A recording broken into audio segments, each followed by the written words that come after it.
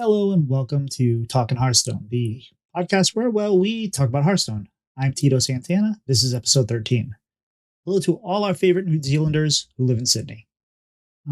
So this week, I've been talking about how I've been doing this month I've been talking about how well I've been doing in the ladder grind, and I was top 1,000 up until about a few days ago. Now I'm still around 1,500.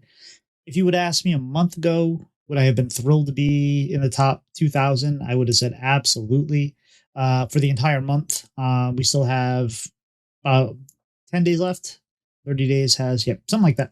So, but the position changes when I've been in the top 1,000 all month. So I'm a little disappointed with myself, and only a little. Like, I'm really not disappointed with myself, but like, having stayed there for so long, it's kind of a bit of a letdown, but we're still playing better. We made it all the way down to 2,000. Now we're getting close up, but I don't want to sit here just talking about the my ladder experience there. But I do want to talk a little bit about the concept of ladder anxiety. Now, this is something I'm planning on having a couple good folks on Bread and Butter to talk about in the next few weeks. So you'll hear me revisit this again without just me talking, if you listen to both shows.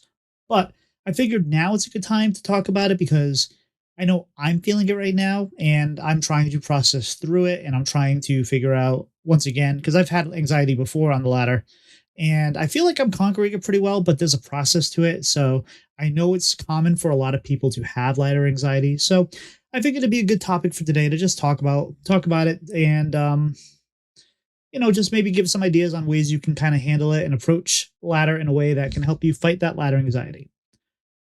First off, if you don't have ladder anxiety, you log into Hearthstone, you play what you want, you play a couple games. Doesn't matter if you win or lose. Don't change a thing. You're happy. Hearthstone's a game. Games are fun. You're having fun. No need to add anxiety to that. If you want to setting goals for yourself, then you want to think about these things. But if your goal is to just jam whatever deck you're having fun with, that is wonderful. Don't change. I wish I could be like that. Sometimes I can. Maybe I do that on Wild or something, but overall, I get too competitive for that. So I it's just not a mode or play style that I could really deal with. It doesn't matter what your goal is as far as what rank you're feeling anxiety about. Now, if you're trying to push for a Master's Tourist finish, you're probably not listening to this podcast, and whatever I have to say is probably not that important to you. But I get where that anxiety can be something you really have to push through because you're trying to qualify, you're trying to get to a place where you can win money, clout, whatever it might be. That's a different thing. So let's factor out high level competition out of the equation. Outside of that, it doesn't matter if you are trying to get to gold 10 for the first time, or diamond 10, or diamond 5, or legend, or mid legend, or high legend. None of that matters. If it's something that is new to you, and it's something that either new to you or recent to you, it's hard to always just be comfortable once you get to that level, because the game's the same. The game doesn't change, right? It's Hearthstone. It's not like they start adding more rules. It's not like a WoW raid where they start adding more mechanics and you have to deal with more things. It's just Hearthstone. But the higher you go up, the better people play, and the more refined and specific a meta can become, right? So it's easy to finally get to a place where, I've never gotten here before. Or I'm getting close to that goal. I'm getting close to hitting legend for the first time. And then that anxiety ramps up because the last 2 times you tried it, you didn't get there. Or maybe you've never gotten here. Maybe all of a sudden you have gone on a wild streak and you're at legend, or you're almost at legend. You're like diamond 1, 2 stars. That anxiety is natural, and that anxiety just creeps up. So how do you deal with that? How do you kind of turn that into something that you can use versus making it cripple your game? Because when you start worrying about where you are, then that creeps into your game. So you can be playing the game and you could be very comfortable with the deck you're playing. And then you realize, oh, I'm so close to finally hitting legend. And then you're thinking about it as you're making your decisions. You're like, okay, well, I can play this card. I can play this card. Oh, but it feels like I'm going to lose this game. And then now I'm going to have to win 3 games. And that's in your head already. And that's not good. I mean, it's like I said, natural, but you want to try to work with that. So the biggest thing, and the first thing I would say is you have to change your mindset. If you are looking to succeed at whatever level you're playing at, you have to play games at that level. I used to hit legend, and then I would just kind of like take my foot off the gas and say, all right, fine. Now I can just, I would remove the anxiety because I wouldn't worry about the rank. And I would just say, all right, now we're going to play silly decks. Now I'm going to play fun decks. Absolutely nothing wrong with that. But I would try really hard to get to legend when it was new to me. And then I would say, all right, we're done. Let's just play these random things. And it worked out okay, but then after a few months, I decided, you know what, let's try to get better. Like, how do we become a legend player? And the advice we always got is you have to play. You can't just give up once you get to legend. You now have to try to win at that level. And for me, that was just game volume. And the same thing with what's been going on with me lately. It's just game volume. I played, I think, close to 400 games this month. And that's really been what has helped a lot. So the more you play where you're at, and the more, even if you like you're struggling from that Diamond 5 to Legend climb, which is one of the worst things, it can get in your head when you get like Diamond 1 and you fall back to Diamond 5. It's just Hearthstone. The game hasn't changed. Maybe the meta shifted a little bit. Maybe you're overthinking some plays. Maybe you're underthinking some plays, but the game hasn't changed. So the more games you get in, the more comfortable you'll be. And it can get frustrating when you struggle to get to that goal and you kind of inch up to it and then you fall back down, you inch up to it, you fall back down. But the more you do that, the more you're used to, oh, hey, wait, I lost a couple games, whatever. And the real thing is to not think about hitting your goal. And I know that sounds counterintuitive to what I'm saying, but don't think of a win and a loss. Like, don't think of a win as like a victory and a loss as a defeat or whatnot. Each game is a learning experience. You can make mistakes when you lose, and you can make mistakes when you win, and you can make some really educated. You can really learn about your deck as you're just getting volume in. So you can be like, oh, I didn't realize that if I did X, Y, and Z, then that really kind of puts pressure on my opponent. Like, I've been playing a lot of Handbuff Paladin over the last couple months, and like the tendency is to think I need to save my deckhand and my outfit tailor, get him big, and then hit him in the face in one turn, kind of like, oh, let's hit him for 13 damage because of how they were buffed. But as I played more and more, it's a lot better to just play that outfit tailor. Not every time. Whenever we make these comments, I'm speaking in generalities. There are specific situations that make things different. Sometimes you need to hold on to that because of what the opponent's deck is. But in general, stats on board. If you're not playing a deck that's just going to clear, why hold that outfit tailor? Why not play it and then give, like, say you have a 7/7 outfit tailor, you're now putting an additional 14 stats on board in addition to whatever you're doing. You're now pressuring. So rather than try to wait for that perfect moment where you can play the deckhand or the Leroy and the outfit tailor, just get stats on board. So the more you like sit there and work with it and try to get comfortable at whatever level you're at, and people play decks better the higher you get.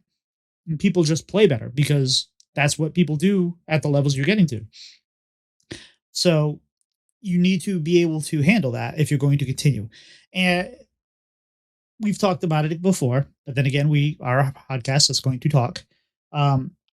My goal used to be to get to 11 stars. I've done it twice now. I'm hoping this month will be the 3rd month, but I'm no longer trying to get 11 stars. I'm trying to be an 11-star player, which means I have to be comfortable where I'm at. And I don't want it to be this aberration or this big deal when I get there. I want to be kind of make it so it's expected or almost expected where I'm playing well. I'm just playing my game. I'm a better player because I've put the time in, the work in, I'm learning. And my mindset is in the place where I lost. Okay, why'd I lose? Sometimes I had a game last night. I played was it THL? It was my THL Pro League match. And I played game one really well and game one really well and won. Game two, I played okay and I lost. There was some questionable. I think I lost it in the mulligan. Really, game three, I made some big mistakes and I paid for them. And I tried to learn from that. And then game four, didn't matter what I did because they wish upon to start into two rot faces. And rot faces is every time this minion takes damage, summon a random legendary minion. It was sometimes it doesn't matter how well you play. It doesn't matter where you are on and that's the worst part, right? It's like I get right before my goal, or I'm doing really well. I'm almost my goal, and then something like that happens. It's going to happen. So you just got to stick with it and set. That being said, I know I'm saying, and I know I say that being said a lot too. I'll work on that. Play a lot of games, but also don't play in a way that's going to be counterproductive. And what I mean by that is don't lose 10 games and just keep grinding games. Set yourself breakpoints. Is how I like to think of it. So say I lose 3 in a row, I got to take a break. Or if I lose 3 out of 5, I got to take a break. If you lose 3 in a row with this breakpoint in mind and you queue into a game, you're probably tilted. And you may recognize it, you may not recognize it, but you're not in a place to be executing upon your. And it doesn't mean you can't play on tilt and win, but it's a lot harder. You're adding an extra level of difficulty to the game. So just set some limits, especially if you're feeling that anxiety, because when you start losing, it really kind of adds to that anxiety. So, and you don't have to take a long break. Like what I like to do, especially if I'm streaming, because when you're streaming, you can't really take long breaks, right? Like, I mean, I could go play a different game, but that's not going to be helpful. Sometimes I'll go make myself a snack. But if I lose like 3 games in a row and I am anxious about it, because sometimes I'm just playing, right? And it doesn't matter. Sometimes I've had a lot of times, and I am aware now that I have nights where I've started 3-10 and I have finished 15-15 or 15-10 or 15-11. I am comfortable with the fact that depending on what I'm playing, I know that I can lose a bunch of games and I can win a bunch of games, especially if it's a deck I'm comfortable with. So I try to let that variance go over. But if I start feeling myself like, oh, of course they had this. Oh, of course they had that. Then I know, even if it's just I go get myself a drink, I stand up, I stretch, think about it for a second, I sit down, I talk for a little bit, I think about the last game. I try to think about the last game, saying, did I just get rolled? Did I make mistakes? Am I making bad decisions because I am already kind of on tilt? And there's a lot of different concepts here, tilt and all that, but everything always seems to play together, right? So they're all a piece of the same puzzle. So make yourself breakpoints and adhere to them. Like that's the biggest thing. Don't blow through the checkpoints. And sometimes too, even if you're on a good winning streak, like sometimes when you get winning, sometimes when you get really good with the deck, or you feel like you're getting really good with the deck, you start to drift away from what made that deck work for you. For example, you might mulligan a certain way based on your experience and whatnot. And then you might start thinking, because you're winning so much, be like, oh, you know what? I could just do this, or I could just hold on this card, or I could maybe do this. And I think I could get there. And then you start making decisions that come from a place of, not arrogance, but like you're starting to feel a little bit more powerful. You have more knowledge, but sometimes you get away from the basics that got you there. So it doesn't hurt to take a break no matter what, but have goals, have break goals, and try to stick to them, because when you blow through them, then that's when you know you're going to start making more mistakes. Another thing is to make sure that your goals are reasonable and obtainable. My current goal for the season is to finish each rank higher, each season with a higher rank than I did a season before. So if I finished 4,000 last month and I finished 3,999 this month, that's a win. I also kind of factored in that there's going to be months where life happens, and I'm not going to hit that goal. So I factored in, okay, there's going to be 2 or 3 times a year where I'm going to actually go backwards for whatever reason, and that's okay. But for the most part, I want to try to be better than I was last thing. And I think that's a fairly obtainable goal. And that's been really kind of what's worked for me right now. And I've really tried to stick with that. And eventually it gets harder and harder, right? Because if I do finish, say, in the top 2,000 again, then now it's even harder to finish higher than that. But that's where I want to be. So I think it's a reasonable goal to just be better than you were. But if if your best finish was gold 10, Legend probably isn't the goal for you yet. I mean, it could be the long-term goal, but why not make Diamond 10 your next goal or Diamond 5? And if you can hit those incremental goals, doesn't mean you can't hit that goal and then try to make your next goal. Like, oh, I hit Diamond 10. It's 15 days left of the month. Let's try for Diamond 5 or whatever it might be. Don't be afraid to adjust your goals, but set achievable goals based on what you know you can do, what you have time to do. And I like to think of it, especially as if you're not a highly engaged or very competitive player, just make from if you think of each floor, like, so you got like bronze 10 to bronze 5 to silver 10 to silver 5 to gold 10 to gold 5, get to the place where you run out of stars. So you've exhausted your star bonus. And then for that month, push up to the next rank. Your star bonus should go up. So then if you made gold 10, now your next goal could be gold 5. And if you just do it incrementally like that, you'll see progress, and you won't be setting this impossible goal that you're never going to reach. And then you're going to quit because you're frustrated. And that's the other thing too, is it's okay to want to be better at a game. I think it's healthy. I think it's fine, but you have to remember it's a game. It's supposed to be fun. And if it's not, I mean, yeah, sometimes it's easy to get frustrated with the game, but you should be having fun playing with the game way more than you're not. And if you're always kind of grumpy about playing the game, then it's probably time to step away from the game for a little bit, or maybe not play the game at all. So if you get there and you sit down, and it may be time to take a break. Like, let's say you are not happy with certain play patterns in the meta. Every time I log in, I face warrior, druid. I see 3 Ankyliaxes in both decks, and I just can't do what I want to do, so I get frustrated and I don't want to play. Don't play. I take it as a different thing, and sometimes I try to figure out how I beat that deck, and that's kind of a satisfaction that I get out of that, is like, okay, well, I'm tired of seeing this deck. How do I beat it? I'm thinking about doing that with the Sonya Rogue right now, but I'm not seeing it as much as it's not driving me to that yet, but if I see a lot more of it, I might. But recognize that I'm not having fun. And you can have it, but you can have anxiety about climbing the ladder, yet still have fun if you understand what you're feeling. And my feeling is I feel uncomfortable with where I am. What's my goal? My goal is to feel more comfortable with where I am and improve. You can still have fun. Then those victories feel better, but you also have to turn those losses into just learning moments, and understandable that, like, hey, I'm new here.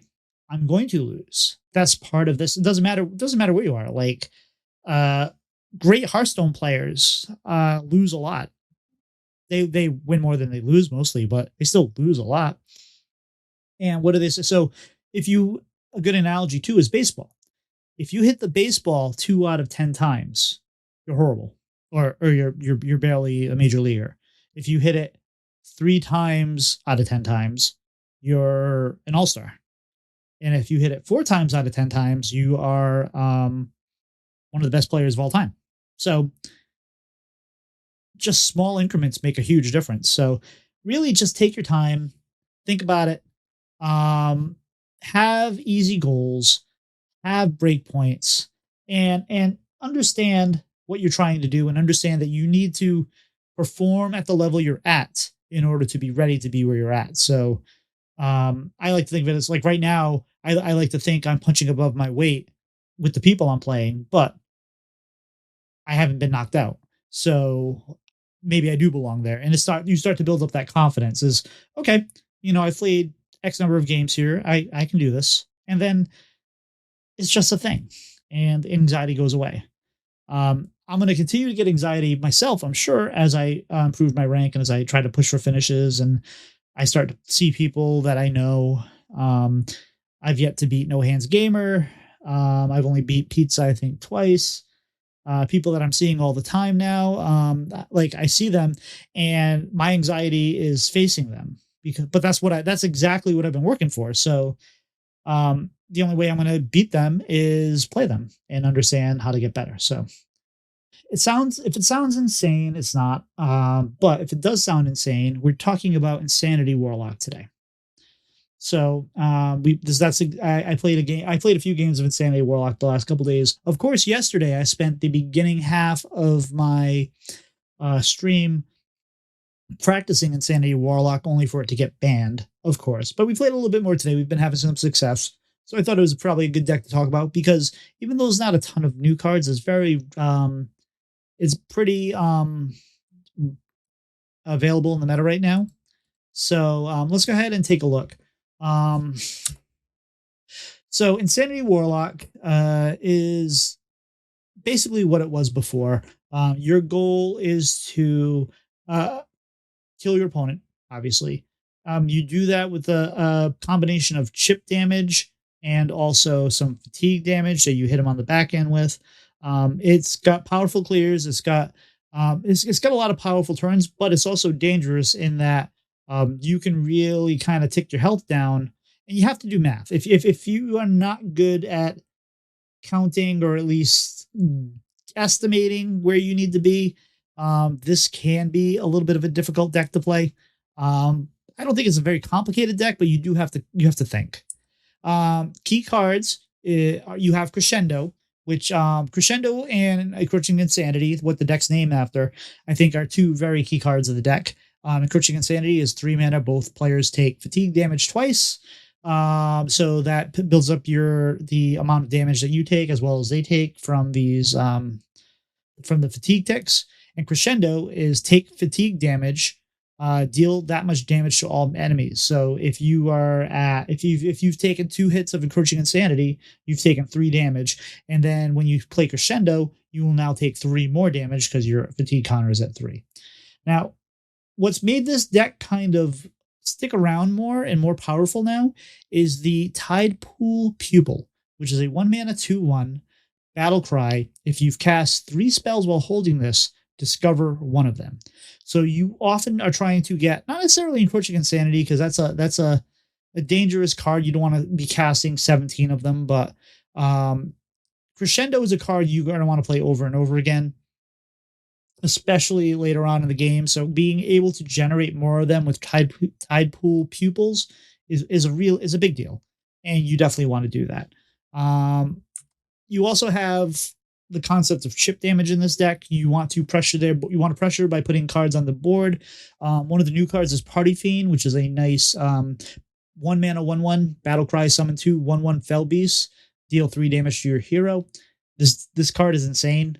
It's better than even the Fell Imp, because that's a 3/2, deals damage to you, but that's 1 minion that can be cleared. This is 3 minions. It's hard to clear 3 minions on turn 1. No one's running things that does it. So you're going to have things that you can be able to use to clear or to push damage. Eat the Imp is another new card. I believe this is definitely one of the ones that Blister Guy revealed. And this is a 2 mana spell. Destroy a friendly minion to draw 3 cards. Goes really well on turn 2 after you played Party Fiend. Just don't forget to attack with that one Imp, with that one Fell Beast before you sacrifice it.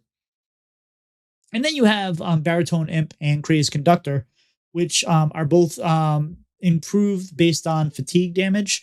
Baritone Imp is a 2 mana 2/2 that you take fatigue damage, and it gains health and attack based on that. So if you've taken 2 damage and then you play Baritone Imp, this is now a 2 mana 5/5, and it increases your ticks of your fatigue damage for things like the Crescendo and the Encroaching Insanity.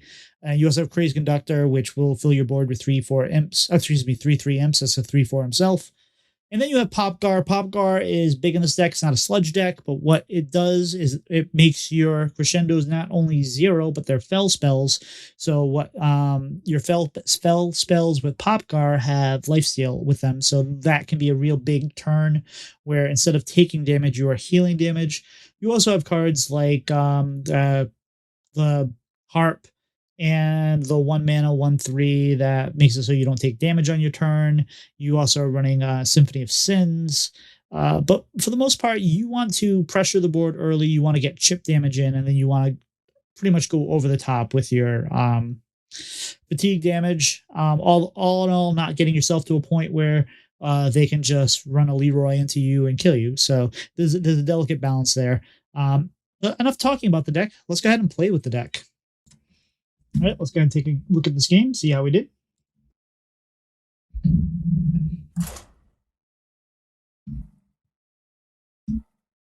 This was from my stream last night. I know we won a few games with this deck, so I'm thinking this is a victory, but I don't quite remember. I hit 4,000 wins with Paladin, and then we said, you know what, let's go ahead and play something else. Seemed like a good idea. All right, so we are facing off against a Druid. We have a Baritone Imp, a Virtuoso, and an Encroaching Insanity. I debated keeping the Insanity, but I'm pretty sure I just kept Baritone here. It's too early for Virtuoso. Maybe I could tempo it out, but I don't really feel like I'm gaining anything here. We'd rather have that later. I'd rather have maybe like Miracle Salesman and whatnot to play off the bat. I'm really apparently thinking about this play here. I'm talking. Yep, we just keep the Baritone Imp. Still talking about it. We're still... That Encroaching Insanity looks really good, maybe against Druid. It's probably safe to keep against Druid, to be honest. We want to ramp up quick, so maybe that's fine. But we tossed it. We picked up a Crescendo and a Fell String Harp. All right, we draw an Eat the Imp, which is exactly what we're looking for. Now, we have 1 mana, but we don't play Fell String Harp. We want to actually take damage and then use that to gain health back later, not just to play it. So they play Gift Wrap Whelp, and we draw Tide Pool. Our play here is Baritone Imp, which is the first tick of Fatigue. So they coin out a New Heights, and they trade. I kind of expected. So it's turn 3. We just drew a Domino Effect. We're going to tap because we don't have anything we want to do. I now pull a second Harp. I'm debating on whether or not I should play the Harp. I just play the Harp because I have 2 in hand. It might not have been the play, but it seemed okay enough, especially since I had the second one. All right, here's the Desert Nest Matron, and we draw Avoid Virtuoso. So they played the Matron for the 4/5 Matron without dragons in hand. That's kind of important to note. So I drew another Virtuoso. So we tapped. We drew a Salesman. We play out the Salesman. So they're at 30 health with a 4/5 taunt. I am at 29 health with a 2/2 Salesman and 2 more charges on my Harp. They hero power and they just ship damage face. And that's all they do. So they float 3 mana, so they don't really have a whole lot going on. We just drew a Baritone Imp, which we're going to play the Baritone Imp. I think I did that in the wrong order, maybe. But we're going to eat the Imp on the... we eat the Imp on the Salesman. And so we have Reverberations, the 2/1 that draws a card, and a Fracking. Elemental Geode is the card name I'm looking for. So we play the Fracking. So here we have choices of... back it up just a second. We have choices of Trog, Gem Tosser, Thornveil Tentacle, and Salesman. I want to push damage. I don't feel threatened, so I think I take the Gem Tosser here, which I do. And we pass the turn. They're now on 6 mana. They innervate out Sleep Under the Stars, which is, I think probably one of the better cards in their deck. I think it could probably cost 8 or 9 and still be fine. So they draw a bunch of cards. They refresh 3 mana crystals. They swipe my Imp off the board, swing. So now I'm at 21 health. They're at 31. We just drew a Tide Pool Pupil. So let's take a look at our hand here. We have a crescendo, a harp, a pupil, a domino effect, a virtuoso, a snake oil, reverberations, a elemental geode, a trog gem tosser, and a additional tide pupil. Not a whole lot I want to be doing here, so I think the first thing I should be doing is trading right off the bat and seeing what else we might draw. So that's exactly what we do is we trade. We got a Thorn Vein Tentacle. So I play out the Geode now. We draw our other Virtuoso, which is fine, but we don't need it now. Our weapon is now kaput. Play the other weapon since I have both. Well, I'm thinking about playing the other weapon. Oh, no. What are we thinking about here? I thought we'd play the weapon. We probably want to maybe Crescendo since we have both Tide Pupils in hand. But no, we opt for Gem Tosser. And we ship damage face and to the minion. The minion's still alive. It's a 4-2. They're at 28 health. They play Take to the Skies, as one does. Probably drew him a Phi. They play out a Splish Splash Whelp. They clear my Gem Tosser with their Desert Nez Matron. So it's now my turn. They're 28 health. I'm at 23 health. I just drew a Symphony, Crazy Conductor, excuse me. So, I mean, that seems like a solid play on this turn. So we play out the Harp. And I believe we play out the Conductor. Maybe we tap first. No, we Crescendo. Are we going to Crescendo? No, we should have done this in the reverse order if we do this. We Conductored. We Swang Face. We have 2. And then we Crescendoed. The Crescendo clears. Additionally, we should have done that in the reverse order. We would have had 1 additional Imp. So they play out another Death Matron. They play out a Chia Drake, which is a 4 mana 2/4. Looks like they get spell power. They play out the miniature. They also get spell power off that. They swipe at the Conductor, clearing my board, putting me at 24 health, 22 health. So we just drew a Gem Tosser and a off that the Geode we drew a Encroaching Insanity.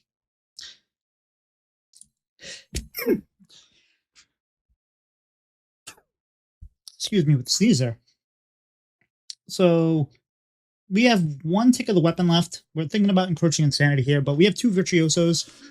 So we play the Virtuoso. We play Encroaching Insanity to ramp up our fatigue here. Our fatigue is now, we just hit 6. We play out the Tide Pool Pupil. We grab a Crescendo. We play the Crescendo to clear their board, which feels good with the spell power that they had there. We play the other Tide Pool Pupil, and we grab another Crescendo.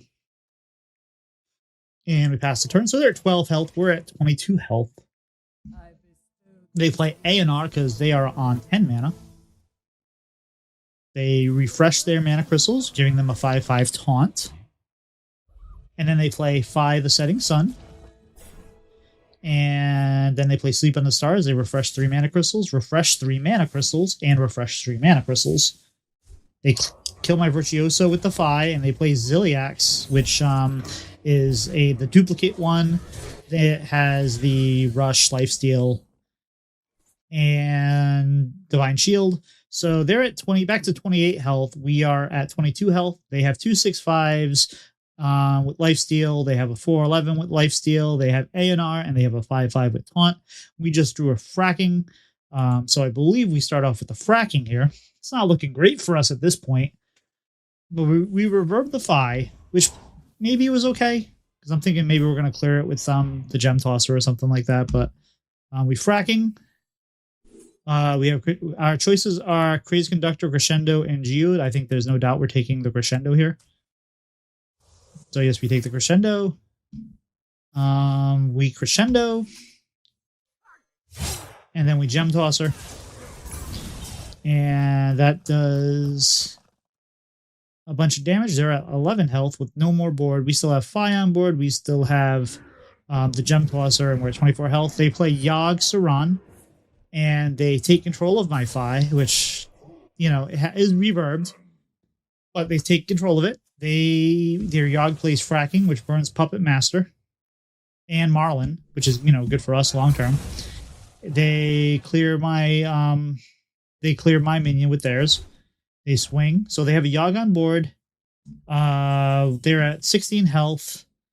We are at 23 health. We got a snake oil. We trade it. We pull up Popgar, and we're just doing the math right now, and I'm pretty sure we won off of this play. We Popgar because we want those slimes and the healing. But then we play out the Virtuoso. We crescendo for 9 damage. We double sludge, and that puts them at -1, giving us the victory. Easy peasy, lemon squeezy. You can follow me on Twitch and Twitter, TikTok, and YouTube at Tito Santana HS. In fact, not only can you, I highly encourage you to do so. This week on Bread and Butter, we had Snap streamer Eggs, who's also a Hearthstone streamer, that we talked about the state of women in gaming. Not only was she an absolute joy to talk to, but the main topic of the show was quite important, still relevant. We talked about women in gaming, and it's one that I think is very important, especially with how things come up now and then. But women have to deal with this all the time. We're in a male-dominated industry, and it ain't right. So I encourage everybody to give that one a listen, and also hopefully maybe learn something. If you do want to talk about it, you can reach out to us. You can reach out to Eggs. You can reach out to just about anybody. If you have questions or thoughts, I think we'd love to address it. But at least for now, I'm done talking. Have a great day, everybody.